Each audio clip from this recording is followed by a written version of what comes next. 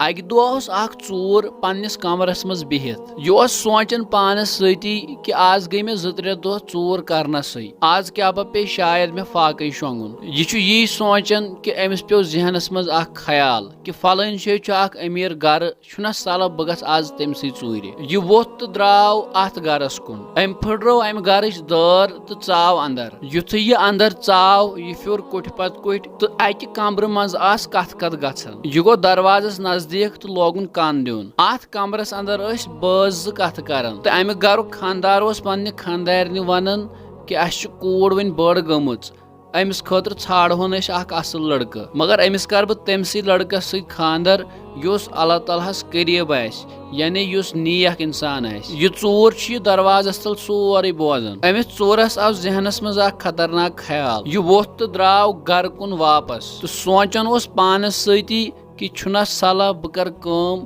बह लाग अखती नेक चूंकि अमिस लड़की हुन मोल छु वारिया ज्यादा अमीर तो यह षाड़न पन्ने कोड़ खतर अख नेक लड़का बह कर काम बह हसा लाग नेक लुकन हिंद पे पलो पोशाक तो गस यिहंदि मस्जिद मज अम षूरन लोग कमीज यजारा तो थोन कलस टूप तो गो तथ मस्जिद मज यथ मस्जिद मज अमि गरुक खानदार तोस नमाज पढ़ान यह दोहस रात सत नमाज पढ़ान तो तस्बीह फिरन वार वार लाज लुको अमिस मुतलिक कथ करने तो यह कथ वाच तमिस अमीर नफरस तान तुस यथान ओस पन्ने कोड़ अकिस नेक लड़कस सत खानदर करन अम नफरन सूज पनुन नौकर अमिस षूरस निश युस जन वुनकन मस्जिद मज इबादत दिखाव ओस करन यह आव अमिस निश तो वोनस दोपनस यिथ कड़न दलील दरअसल ओस मोन मालिक यत्सन पन्ने कोड़ हुंद निकाह करुन अकिस नेक इंसानस सत तो चे मज छ तिम सारी सिफत यिवान लबन लिहाजा करित चान खतर रिश्त हेत तिक्याज अस छुक बासान च योत यथ गामस मज सारी खोत नेक यह षूर छ अमिस नफरस ध्यान सान बोजन तो अमिस गो अशो किन